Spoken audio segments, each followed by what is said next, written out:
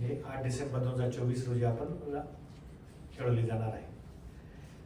आपली 42 किलोमीटरची पूर्ण मॅरेथॉन ही नवीन विवाह कॉलेजवरून सकाळी 5:30 वाजता सुरुवात होणार आहे आणि अर्ध मॅरेथॉन आपली ही वसईवरून सकाळी 6 वाजता सुरू होणार आहे आणि त्याच्यानंतर 10 मिनिटांनी बाकीच्या ज्या मॅरेथॉन असतील त्या आपल्या 10 किलोमीटर असेल 5, 3, 2 आणि 1 या आपण 10 मिनिटाच्या स्पीडने आपण सुरू करणार आहोत.